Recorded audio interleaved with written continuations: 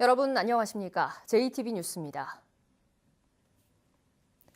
경찰이 전북대 총장 선거에 개입한 의혹에 대한 수사가 마무리 단계에 들어갔습니다. 전북경찰은 일부 교수가 경찰관을 선거에 끌어들인 것으로 잠정 결론을 내렸습니다. 한마디로 경찰관이 이용당했다는 건데 여전히 의문점이 적지 않습니다. 첫 소식 정원익 기자입니다. 전북대 총장 선거 과정에 경찰 개입 의혹이 불거진 건 지난해 10월. 전북경찰은 현재까지 총장 후보자 등 전북대 전현직 교수 5명을 압수수색하는 등 수사를 이어왔습니다. 6개월간의 수사 끝에 경찰은 일부 교수가 당시 이남우 총장 비리 의혹을 선거 쟁점으로 만들기 위해 경찰청 김모경감을 일부러 끌어들인 것으로 잠정 결론을 내렸습니다. 아무것도 모르는 김경감에게 제보를 주고 선거판에 끌어들여 한마디로 이용했다는 겁니다. 여러 가지 의심스러운 부분이 있어서 핸드폰 포렌식도 하고 또 일부 통화 내역도 조사를 했는데 이제 그 부분에 대해서 공모나 또는 본인의 어떤 어느 정도의 고의성 이 부분에 대해서는 좀 아쉬운 면이 많이. 압수수색한 전현직 교수 5명을 교육공무원법 위반 혐의로 입건한 경찰은 이 가운데 1명에 대해 구속영장 신청 여부를 검토하고 있습니다. 하지만 의문점은 여전히 적지 않습니다. 교수들을 거쳐 제보를 받은 김경감은 기본 수칙마저 어겨가며 무리하게 첩보 수집에 나섰지만 선거 기간인 줄 몰랐다고 주장했습니다. 게다가 당시 이남우 총장과 대척점에 서 있는 교수들만 집중적으로 만났습니다. 교수들과의 공모나 윗선의 지시 없이 팀장급 경찰 간부가 교수들에게 이용당해 이 같은 일을 벌였다는 건 누구도 이해하기 어렵습니다. 그 부분도 저도 좀 납득이 안 가고 해서 어느 정도 좀 혐의를 두고 하라고 좀 했는데 그 부분에 대해 지금 다른 객관적인 그 혐의를 인정할 만한 증거까지는 아직 확보를 못한 상태입니다. 경찰이 조만간 사건을 검찰로 넘길 예정인 가운데 여러 의문점을 해소할 수 있는 최종 수사 결과가 나올 수 있을지 우려가 큽니다. JTB 뉴스 정원익입니다. 전주 기자촌 재개발조합이 가까스로 시공사를 선정했는데 전주시가 시공사를 다시 선정하라는 명령을 내렸습니다. 조합 측에선 국토교통부의 유권 해석 결과 문제가 없다고 주장하고 있습니다. 또 2년이나 지나서 전주시가 문제를 제기하는 것도 납득하기 어렵다는 입장입니다. 오정현 기자입니다. 전주 기자촌 재개발조합은 세 차례 입찰 끝에 지난 2016년 11월 시공사를 선정했습니다. 업체 참여를 유도하기 위해 2차 입찰부터 참가 자격을 확대했지만 참여 기업이 없어 수의 계약으로 시공사를 선정했습니다.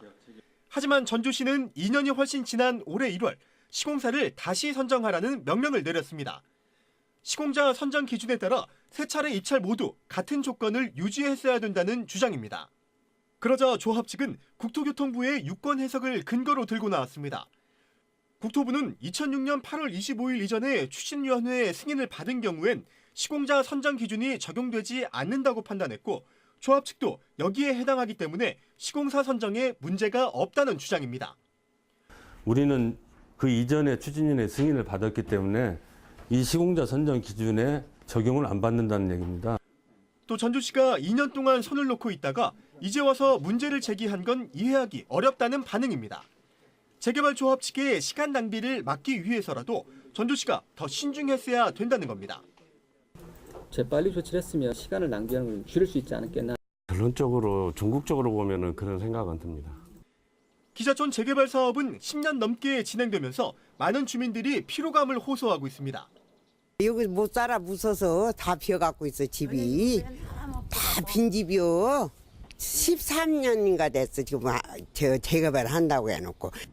전주시는 재개발 조합 측과 협의해 해결 방안을 찾아보겠다는 입장이어서 기자촌 재개발 사업이 돌파구를 찾을 수 있을지 주목됩니다. JTB 뉴스 오정현입니다.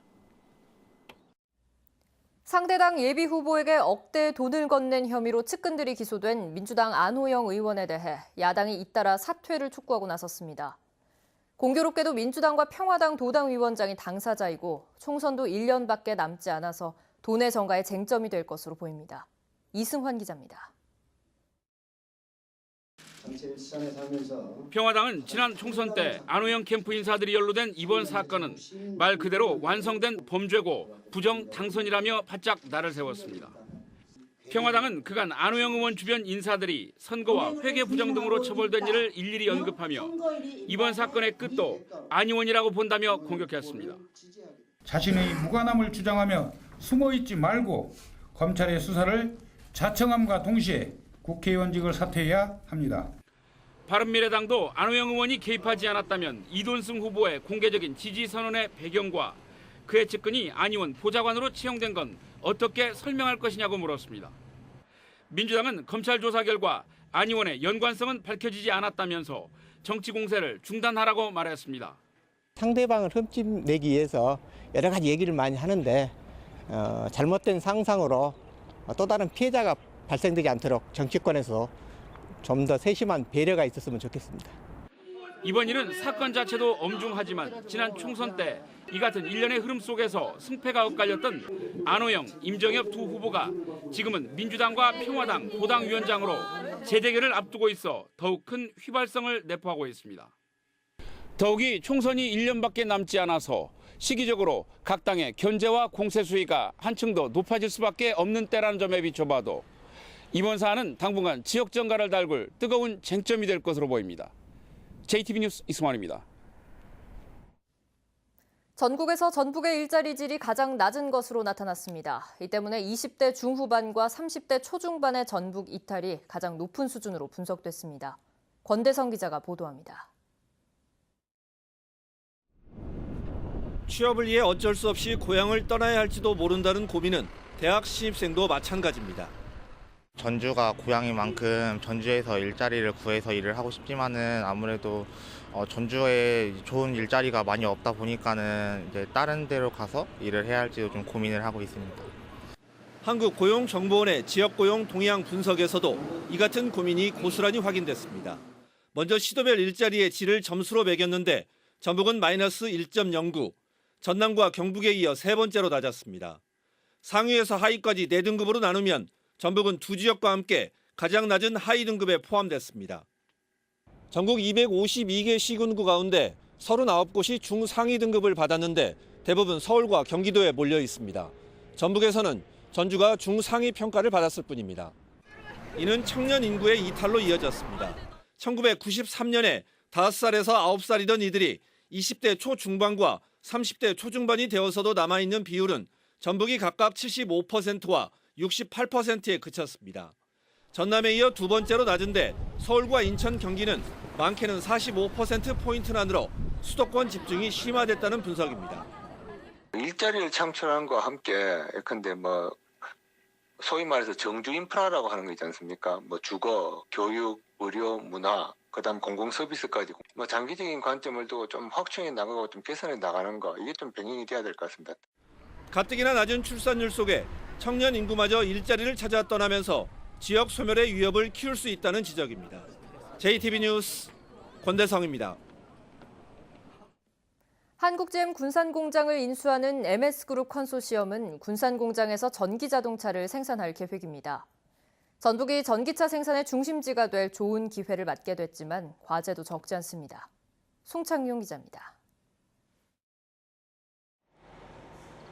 MS그룹 컨소시엄은 오는 2021년부터 군산공장에서 연간 5만 대의 전기자동차를 생산할 계획입니다. 계획대로라면 국내 최대 규모의 전기차 전용 생산기지가 탄생하게 되는 셈입니다. 전북에서 전기차 생산 계획은 이번이 처음이 아닙니다. 지난해 IT 엔지니어링은 김제에 800억 원을 투자해 전기차 생산 공장을 짓기로 협약했습니다. 나노스도 새만금에 1,200억 원을 투자해 중국 체리자동차와 전기차 제조 공장을 건립하기로 했습니다. 새만금이 국책 사업으로서 그 기반 인프라가 굉장히 좋습니다. 그래서 저희가 향후 성장하는 데 최적지라고 생각을 했습니다. 최근에는 SNK 모터스가 중국 숭거자동차와 합작해 군산에서 연간 10만 대의 전기차를 생산하겠다는 계획을 밝혔습니다. 전북이 국내 전기차 생산의 중심지가 될 호기를 맞게 된 겁니다. 하지만 국내 전기차 산업은 아직 현대와 기아 등 완성차 업체가 있는 지역을 중심으로 발전해 있습니다. 친환경자동차 부품 인증센터를 유치한 광주, 전기차 부품 거점을 추진하는 부산 등 다른 지역과의 경쟁도 불가피합니다. 기업들이 변모할 수 있도록 연구개발을 지원하고 또 연구개발을 하고 판매를 하려면 시험 인증 인프라가 중요하기 때문에 그런 인프라를 확충하면서 지원해 나갈 계획입니다.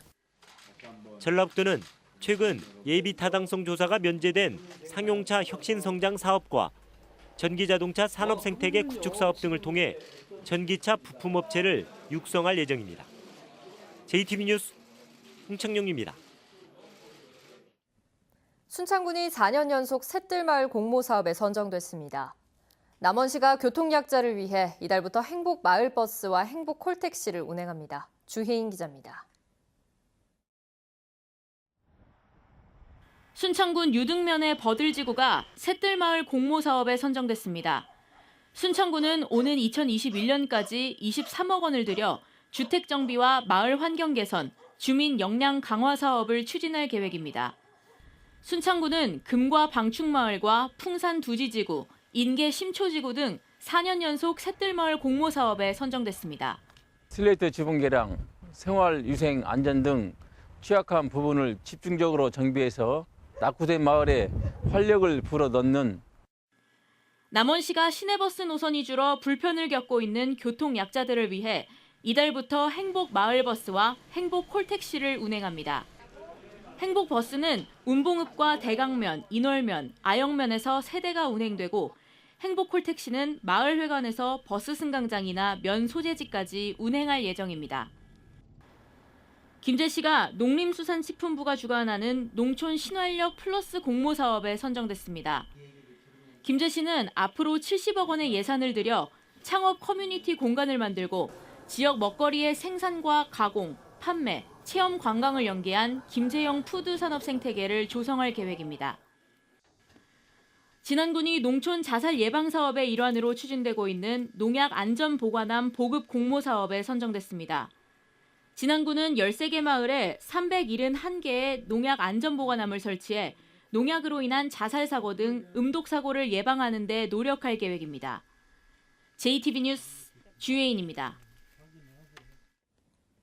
전국 대학가에 김정은 서신을 표방한 정부 비판 대자보가 나붙은 가운데 전북의 대학가에도 같은 내용의 대자보가 발견돼 경찰이 수사에 나섰습니다. 전북지방경찰청은 오늘 오전 정문과 승차장 등 도내 대학교 3곳에 김정은 국무위원장과 전대협 이름으로 현 정부를 비판하는 내용이 적힌 대자보가 붙어 있다는 신고가 접수됐다고 밝혔습니다. 경찰은 어제 전대협이 페이스북 계정을 통해 대자보를 붙였다고 밝힌 다른 대학들을 확인하는 한편 주변 CCTV와 목격자 증언을 토대로 용의자를 쫓고 있습니다. 완주군 한우협회 전 지부장이 긴급 지원된 구제역 백신 접종 예산을 개인 통장에 따로 챙겼다는 JTB 보도와 관련해 완주군이 2015년 5월 한우협회에 지원한 백신 접종 예산 2,473만 원 전액을 회수했다고 밝혔습니다. 완주군은 전 지부장이 백신 접종 예산을 본래 목적과 다르게 사용한 점을 확인해 이 같은 결정을 내렸다고 말했습니다. 전주 시내버스 130대에서 공공 와이파이 서비스가 시작됐습니다. 전주시는 24개 노선 130대의 시내버스에서 승객들이 무료로 인터넷을 이용할 수 있는 서비스가 시작됐다고 밝혔습니다. 전주시는 2차로 243대의 시내버스에 대해서는 7월까지 공공 와이파이를 추가로 설치할 계획이라고 설명했습니다.